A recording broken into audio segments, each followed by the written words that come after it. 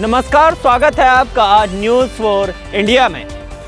संसद से लेकर सड़क तक, कानून से लेकर सरकार तक, जमीर से लेकर जमीन तक, मैदान से लेकर खेल तक, राजनीति से लेकर अपराध तक, देखते रहिए न्यूज़ फॉर इंडिया। विभागों में ईपीएस के मेंबर्स हैं, हम हर घर घर में जाकर के उन लोगों को जगाएंगे कि आप इस सरकार को उखाड़ के फेंकिए जो हमारी रोजी रोटी के लिए चिंतित नहीं है। आज 1000 रुपये में हमारा क्या होगा, अभी बताया जैसे भाई 3000 रुपये में क्या होगा। मियाँ बीबी अगर बीमार, इस मंच के माध्यम से मैं इस सरकार को चेतावनी देता हूँ कि हमारे सबके कार्यकर्ताओं से ज़्यादा मेहनत करके और इस सरकार को उखाड़ फेंकने का मादा रखते हैं और ये काम। साथियों, हमने बहुत संघर्ष कर लिए, जंतर मंतर पे कई बार, रामलीला मैदान पर कई बार, और सांसदों के घर पर। आप देखेंगे मैं उत्तराखंड से हूँ, हम तो जिस भी सांसद के पास ज्ञापन देने गए हैं मैंने ये बात उनको रखी है क्या हैं, और वहाँ को ये हमारी सहमति, हमारे विषय में बात ही नहीं होती है।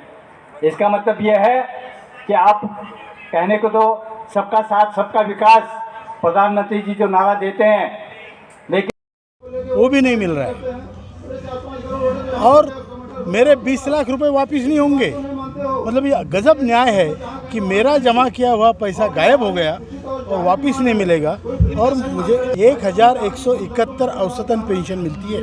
पूरे हिंदुस्तान की औसतन पेंशन 1171 रुपया है। अब इतने बुढ़ापे में पूरी ज़िंदगी मैंने पैसे भरने के बाद, अब 60 साल के बाद मुझे 1171 रुपया देके, जबकि मैंने 20 लाख जमा किया है, देके आप बोलो अब जियो, आप और आपकी बूढ़ी बीवी। गवर्नमेंट की पॉलिसी है, निर्णय है कि ये पैसा वापस नहीं होगा। इससे हमें आवाज़ उठा रहे हैं, हमारे गले सूख गए। लेकिन अभी हम 2 बार प्रधानमंत्री जी से मिले, उन्होंने हमको आश्वासित किया कि मुद्दा आपका जेन्युइन है, मैं करूँगा। लेकिन इस बात को भी 2 साल हो गए, अभी तक हुआ नहीं। मैं मानता हूँ प्रोसेस लंबी होगी, बट इतनी लंबी क्या प्रोसेस है। ब्यूरोक्रेसी सुनती नहीं तो लात मारना चाहिए उनको। और ये हमारी मांगे इस पर्टिकुलर संसद सत्र में पूरी होनी चाहिए। अगर नहीं होगी तो वही है कि संघर्ष नहीं, रण होगा और परिणाम बहुत भीषण होगा। देखिए, इसमें पीड़ित जो रिटायर्ड लोग हैं वो 75 लाख लोग हैं। जो लोग आज कार्यरत है और अंशदान कर रहे हैं उनकी संख्या 7.5 करोड़ है। और उसके अलावा जो लोग इसमें उन्होंने लिया ही नहीं, उन लोगों को कर्मचारी होने के बावजूद उनकी संख्या भी बहुत बड़ी है। तो ये कुल मिला के भारत का इंडस्ट्रियल सेक्टर 19.33 करोड़ का है। ये उनकी मांगे हैं, उनके पैसे से है, सरकार से कुछ नहीं मांग रहे।